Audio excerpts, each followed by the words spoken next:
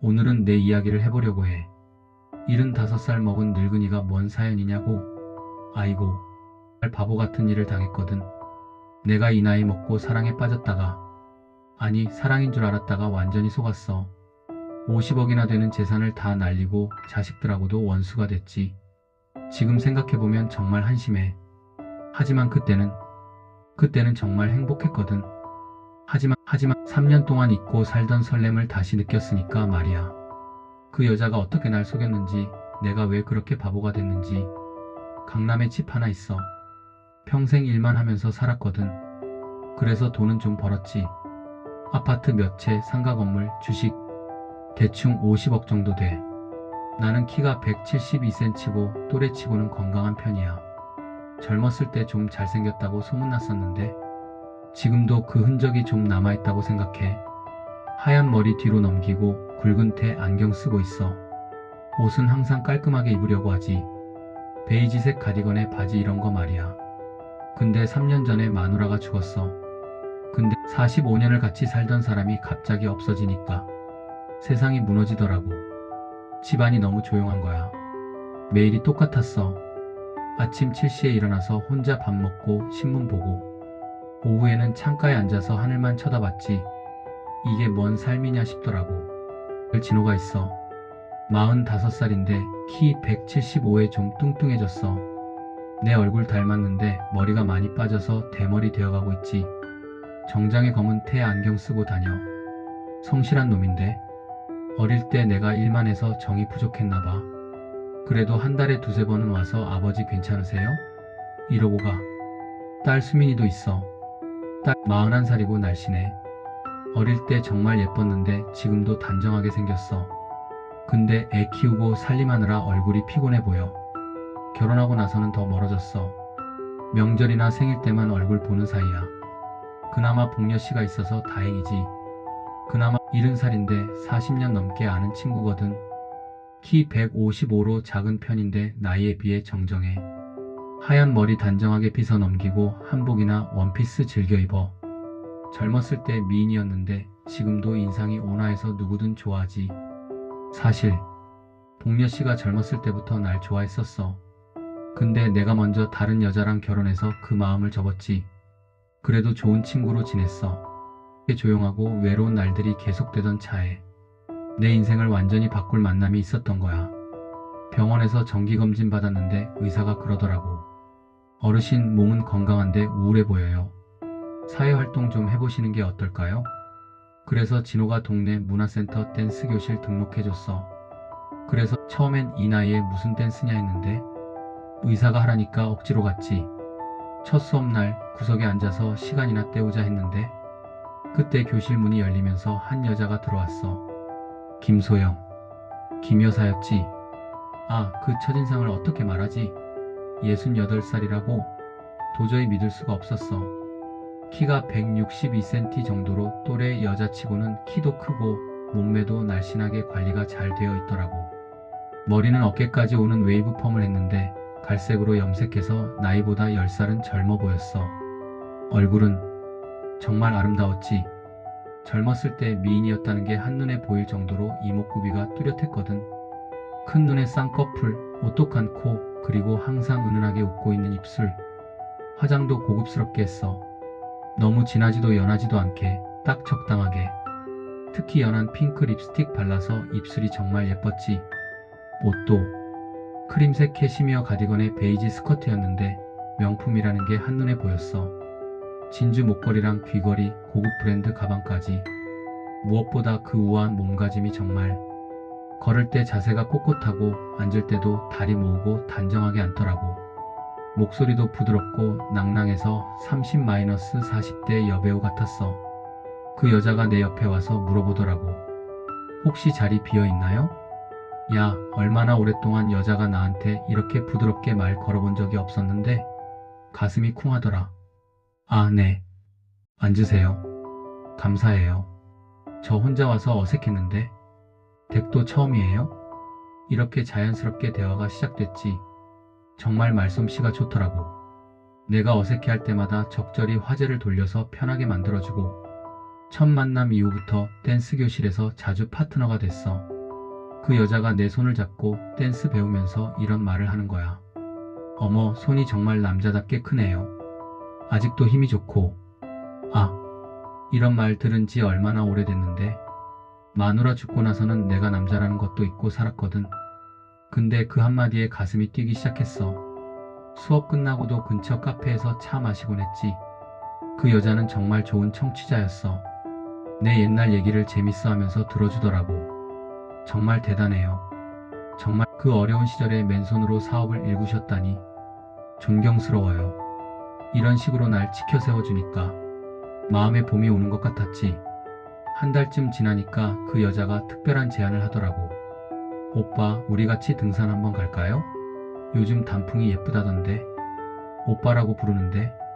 아, 정말 오랜만에 누군가가 날 남자로 대해주는 느낌이었어. 도봉산 갔는데 그 여자가 힘들어요 하면서 내 팔을 붙잡고 의지하더라고.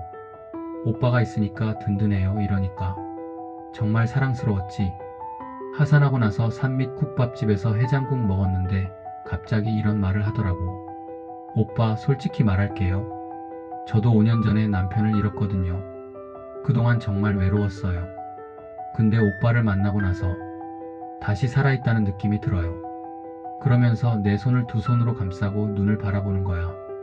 그 눈빛이 정말 애절했어. 오빠 같은 분을 만난 게 꿈만 같아요.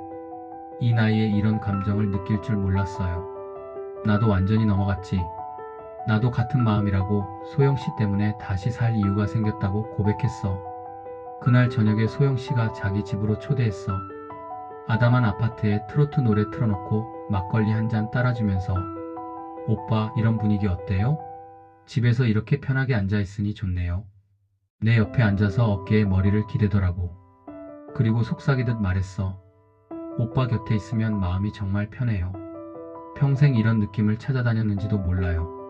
오랫동안 잊고 살던 남자로서의 감정들이 되살아나는 것 같았어. 어색하면서도 좋았지. 소영씨는 정말 교묘했어. 직접적이지 않으면서도 내 남자로서의 자존감을 계속 자극했거든. 오빠는 정말 카리스마가 있어요. 눈빛만 봐도 아직 젊은 남자 같아요. 이런 넓은 어깨, 의지하고 싶어져요. 오빠 같은 분이 왜 혼자 있어요? 정말 아까워요. 이런 말들을 들을 때마다 내가 아직 살아있는 남자라는, 아직 매력적이라는 느낌을 받았어. 마치 20대로 돌아간 것 같았지. 소영씨와 만난 지 3개월 후에 결심했어. 재혼하자고 말이야. 어느 일요일에 진호랑 수민이를 집으로 불렀어. 그리고 말했지. 얘들아, 아버지가 중요한 얘기가 있다. 나 재혼하기로 했다. 처음엔 농담인 줄 알았나봐. 근데 내 진지한 표정 보고는 깜짝 놀라더라고. 아버지, 갑자기 무슨 소리예요? 누구세요? 아버지가 언제부터 누굴 만나셨어요? 내가 소영씨 얘기를 했지. 문화센터에서 만났고 얼마나 좋은 분인지, 내가 얼마나 행복한지. 근데 진호의 반응이 차갑더라고. 아버지, 정신 차려요. 그 여자가 뭘 노리고 접근하는 건지 모르세요? 3개월 만에 재혼이에요? 너무 성급하잖아요. 어머니 돌아가신 지 겨우 3년인데 더 직설적으로 말하더라고. 솔직히 말할게요. 아버지 재산이 목적 아니에요? 요즘 그런 사기꾼들 많잖아요. 야, 정말 화가 났어. 사기꾼? 너희는 소영씨를 만나보지도 않고 왜 그런 소리를 하냐. 그분이 얼마나 진실한 분인지 너희는 몰라. 나를 진짜 남자로 대해주는 사람은 그분뿐이야. 진호랑 격렬하게 싸웠지. 진호는 나를 말리려고 하고 나는 더욱 고집을 부렸어. 수민이가 조심스럽게 말했어. 아버지, 그분과 좀 더 오래 사귀어 보시는 건 어때요? 재혼까지는 너무 성급한 것 같아요. 하지만 이미 마음은 정해져 있었지. 너희들은 내가 죽을 때까지 혼자 살기를 바라는 거야? 나도 사람이야. 외롭다고. 결국 그날은 불화로 끝났어. 진호는 절대 인정할 수 없다며 화내고 나갔고 수민이도 울면서 집을 떠났지. 그날 밤에 소영씨한테 전화했어. 소영아, 아이들이 우리 결혼을 반대한다. 소영씨가 따뜻하게 위로해줬어. 오빠, 괜찮아요. 자식들이 처음엔 다 그래요. 시간이 지나면 이해할 거예요. 나 오빠, 혹시 저 때문에 가족들과 사이가 나빠질까봐 걱정돼요. 우리 그냥 이대로 지낼까요? 이 말을 들으니까 더욱 소영 씨를 놓칠 수 없다는 생각이 들었어. 아니야, 소영아. 나는 너와 결혼할 거야. 또 우리를 막을 수 없어. 근데 진호가 포기하지 않더라고. 사설 탐정까지 고용해서 소영 씨 뒤조사를 했어. 일주일 후에 진호가 와서 서류랑 사진들을 쫙 펼쳐놓더라고. 아버지, 이걸 보세요. 소영 씨 과거가 다 나왔어. 재혼만 4번째라는 거야. 그리고 전 남편들이 다 이상하게 죽었다는 거지. 첫 번째 남편 30년 전에 결혼했던 사업가. 결혼 2년 만에 갑작스런 심장마비로 죽었는데 소영 씨가 보험금이랑 유산을 다 받았다는 거야. 두 번째 남편 15년 전 재혼한 부동산업자. 결혼 3년 후에 사업이 망하고 우울증으로 자살했대. 역시 소영 씨가 보험금 받았고. 세 번째 남편 10년 전 만난 퇴직 공무원. 결혼 1년 만에 계단에서 굴러떨어져 죽었대.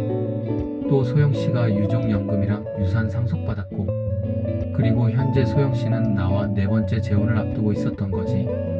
더 충격적인 건 소영 씨가 지금도 30대 보험 설계사랑 바람 피우고 있다는 거야. 심지어 수민이 남편과도 만나고 있었다는 거지. 진호가 사진들을 보여줬어. 소영 씨가 젊은 남자랑 호텔에서 나오는 사진, 수민이 남편이랑 카페에서 만나는 사진들. 저 여자가 지금까지 얼마나 많은 남자들을 속였는지 알겠어요? 그리고 지금도 다른 남자들과. 하지만 나는 믿고 싶지 않았어. 그래서 뭐 어쩌자는 거야? 과거는 과거고 지금 나를 사랑하는 마음은 진짜야. 그 사진들도 조작된 걸 수도 있고 너희가 우리를 갈라놓으려고 꾸민 일일 수도 있어. 복녀 씨도 나섰어. 박 씨, 정신 차려요. 그 여자 젊었을 때부터 남자들과 얽히고 설킨 소문이 자자했어요. 지금도 동네 아줌마들 사이에 소문났어요. 그 여자가 당신 재산만 노리고 있다고. 하지만 나는 더 고집을 부렸어. 다들 질투하는 소리 그만해. 나이 75에 나를 여자로 대해주는 사람이 소영이 뿐이야. 너희들은 내가 죽을 때까지 혼자 살기를 바라지? 그럴 순 없어. 지금 생각해보면 정말 바보였어. 사실 소영 씨는 처음부터 모든 걸 계획하고 있었던 거야. 내가 얼마나 부자인지, 자식들과는 어떤 관계인지, 얼마나 외로운지 다 알아보고 접근했던 거지. 소영 씨의 전략은 정말 교묘했어. 내 가장 약한 부분, 남자로서의 자존감을 정확히 공략했거든. 만날 때마다 이런 말들을 반복했어. 나이가 뭐 중요해요? 오빠는 아직도 너무 매력적이에요. 다른 남자들은 다 늙었는데 오빠만은 달라요. 눈빛이 살아있어요. 오빠 같은 남자를 만난 게 내 인생 최고의 행운이에요. 이런 말들을 들을 때마다 내가 아직 젊다는, 아직 매력적이라는 착각에 빠졌어. 자식들이 반대할 때마다 소영 씨는 이렇게 말했지. 오빠 괜찮아요. 자식들이 처음엔 다 그래요. 저는 오빠 재산은 관심 없어요. 오직 오빠만 사랑할 뿐이에요. 세상이 다 반대해도 우리 사랑은 진짜잖아요. 이런 식으로 나와 가족들 사이를 더욱 멀어지게 만들었어. 결정적인 순간에는 눈물까지 흘리면서 연기를 했지. 오빠, 혹시 저 때문에 자식분들과 사이가 나빠지는 거면 우리 헤어져요. 제가 오빠를 너무 사랑해서 욕심을 부린 것 같아요. 이 말을 듣고 나는 더욱 소영 씨를 꽉 붙잡았어. 안 돼, 소영아. 너 없으면 난 살 수 없어. 결국 모든 재산을 소영 씨 명의로 이전하는 서류에 서명했어. 소영 씨가 만약을 위해서라고 했고 사랑에 눈먼 나는 거부할 수 없었지. 소영 씨와 결혼식을 올리기로 한 바로 그날 아침이었어. 갑자기 가슴이 아프면서 쓰러졌어. 응급실로 실려갔는데 의사들이 아무리 해도 소용없었지. 임종 직전에 간병인한테 마지막 말을 남겼어. 김 여사, 그 여자가 다른 남자와. 끝까지 말은 못했지만 그때서야 깨달았어. 내가 완전히 속았다는 걸. 장례식 날 유언장이 공개됐어. 내 모든 재산 50억이 소영 씨한테 가도록 되어 있었지. 진호랑 수민이가 울고불고 했어. 재산 때문이 아니라 아버지가 마지막까지 속고 살다 갔다는 게 슬퍼서 말이야. 그런데 그때 소영 씨가 모든 사람들 앞에서 충격적인 말을 했어. 여러분, 사실은 저 임신했어요. 아버님 아기일 수도 있고 아니면. 모든 사람이 충격에 빠진 가운데 소영 씨는 배를 만지면서 웃었어. 누구 아기인지는 알겠네요. 장례식 끝나고 소영씨가 30대 보험 설계사랑 팔짱 끼고 나가면서 마지막으로 이런 말을 남겼어. 나이, 사랑, 그거 다 필요 없어. 결국 세상은 돈이랑 젊음이 다야. 이게 내 마지막 3개월 이야기야. 정말 달콤했었어. 오랫동안 잊고 살던 사랑의 감정, 남자로서의 자존감을 되찾은 느낌. 하지만 그 모든 게 거짓이었다는 걸 알았을 때는 이미 늦었지. 75살 먹고도 이렇게 바보가 될 수 있다는 게 한심해. 자식들 말을 들었어야 했는데, 복녀씨 말을 들었어야 했는데, 내 고집 때문에 모든 걸 잃었어. 외로움이 사람을 이렇게 바보로 만들 수 있거든. 작은 관심이 이런 큰 사고를 막을 수 있어. 이게 바보 같은 75살 늙은이의 마지막 고백이야. 부끄럽지만 누군가는 같은 실수 안 했으면 해서 얘기했어. 고맙다. 끝까지 들어줘서.